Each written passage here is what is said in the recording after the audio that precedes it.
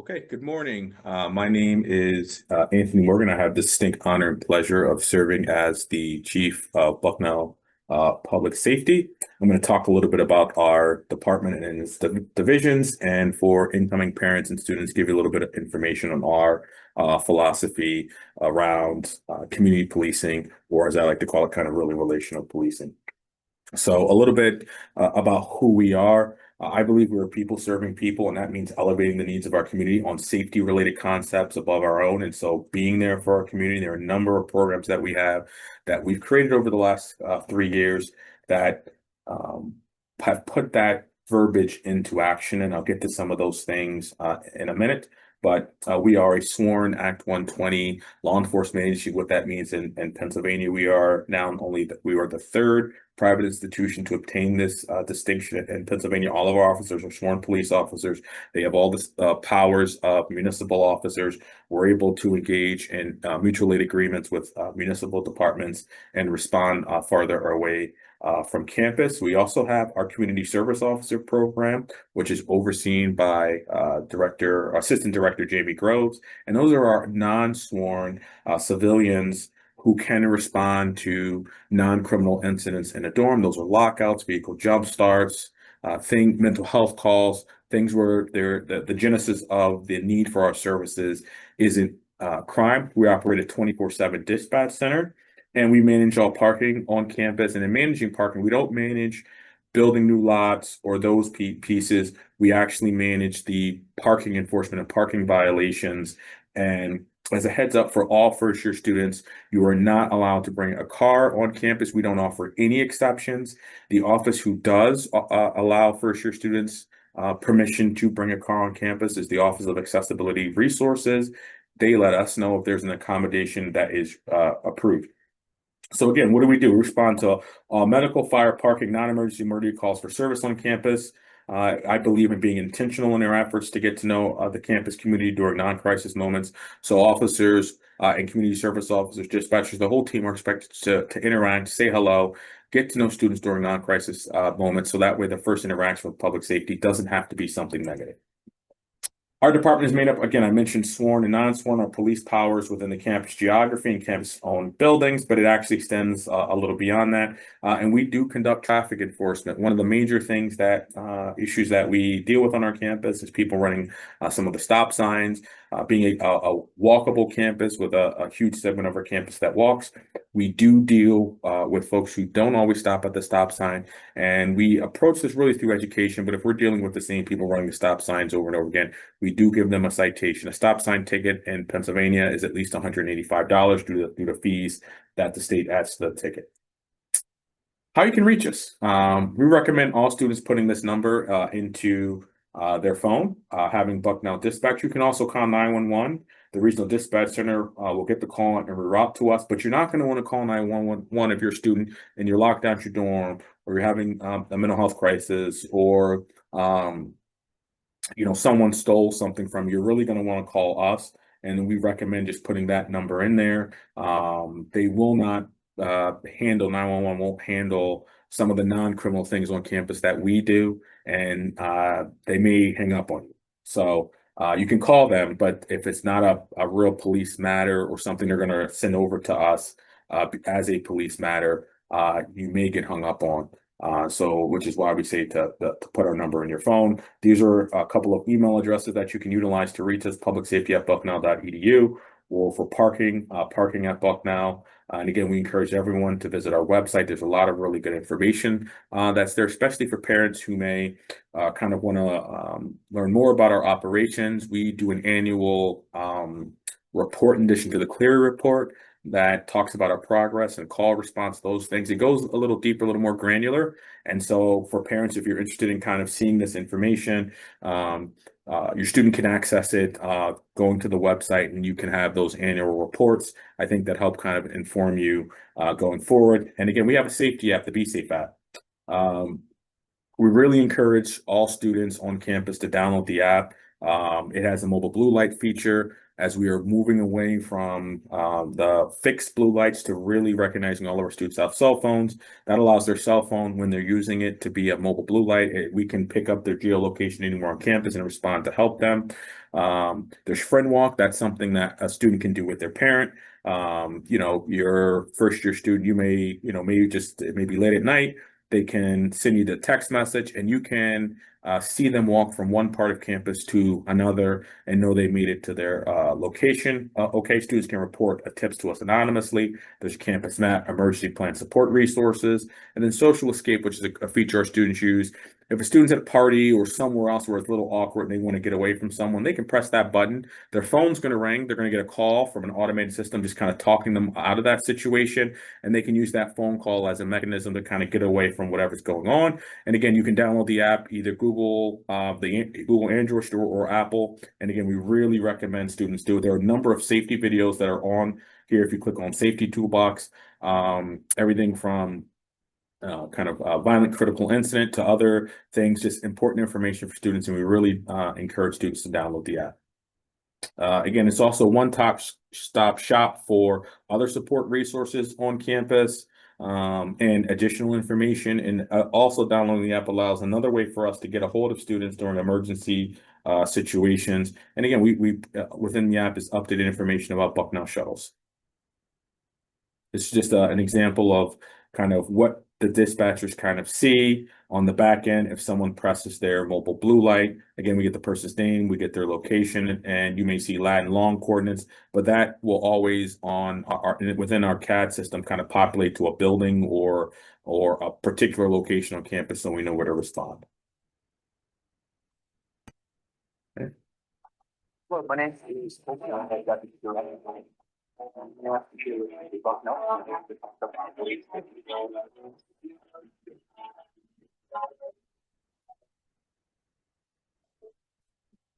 Apologize for that. That video was us interviewing a student. I am not sure why we had the other music sound in the background. I'll have to investigate that, but I apologize. What that just vehicle was a student asking a bunch of different questions and then us answering those kind of questions. Some of the things that I'm going to talk about here on this slide.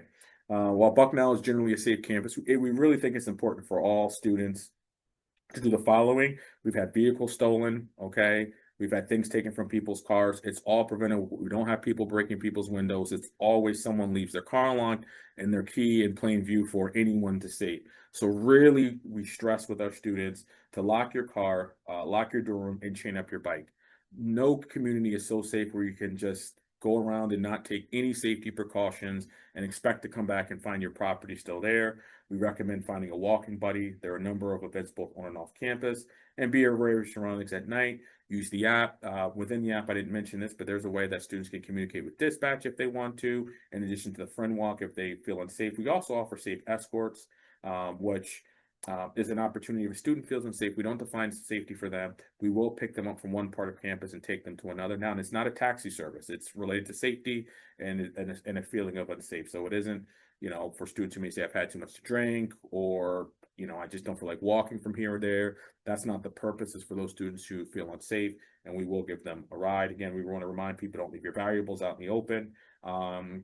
And again, we have still some blue light emergency phones across campus. We're phasing those out over the next couple of years. We will have, and they won't be emergency phones, they'll just be camera poles. And again, if you see something on campus, say something, don't wait. Time counts in difficult situations. So we just want to remind everyone to call us when something happens. So things to know about us, some trainings that we offer. So if your student wants to be CPR AED certification, we can do that. We also provide training on Narcan. We have a therapy dog. My assistant director does what happens next, which is related to if you're involved and we charge you criminally, or the local department charges you criminally, what happens next in the criminal justice system. We have an academy, active shooter training, personal self-defense, situation awareness, and fraud awareness. All these things are free with the exception of CPR AED certification. And it's not a charge we have. Our certification that if you go through one of our trainings, you get from the Red Cross. And they have a charge of $20 per person that we aren't able to pay. You have to log in yourself to get your card once we submit that you've completed it. and then you get your certification kind of card. Unfortunately, again, it's a cost we're not able to defray.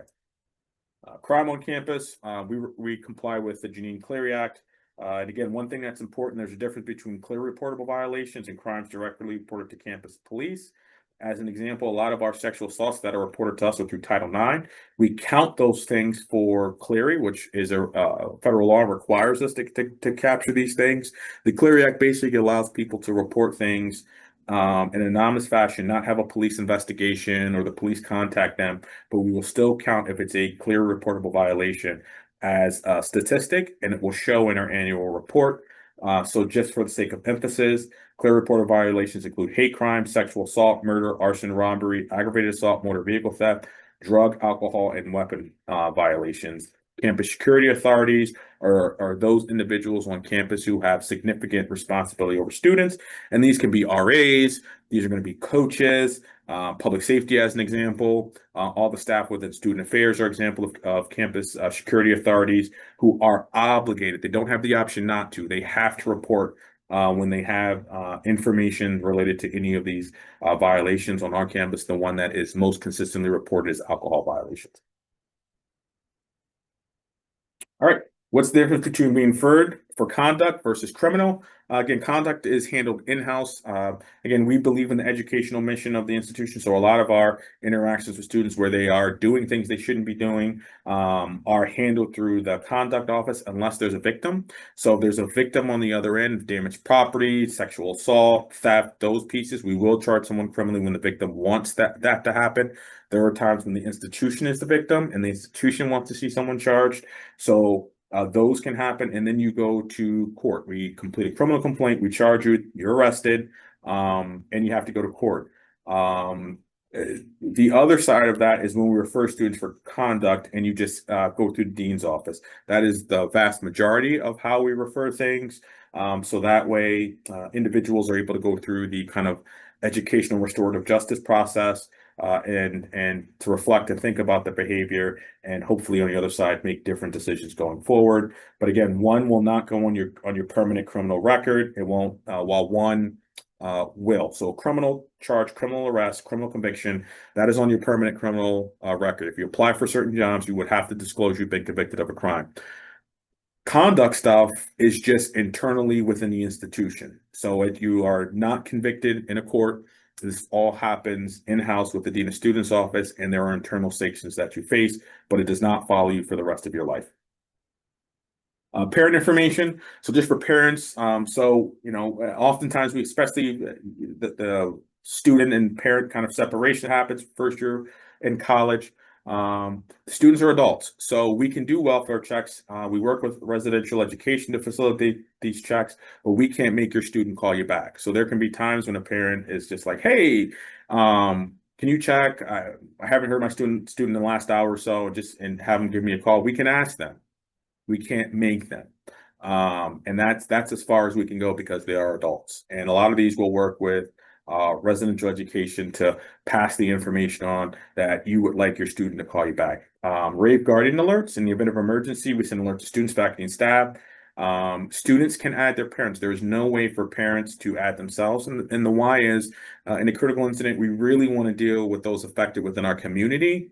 And we know that parents call from far away. That doesn't add value or help us in a situation. It actually ties up our phone lines and prevents those who are here impacted from being able to kind of reach us.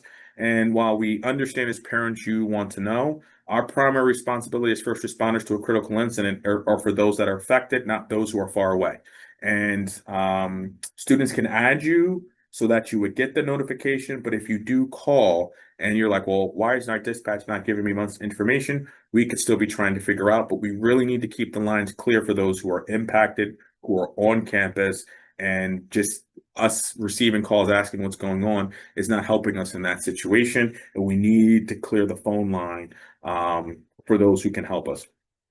We don't contact parents.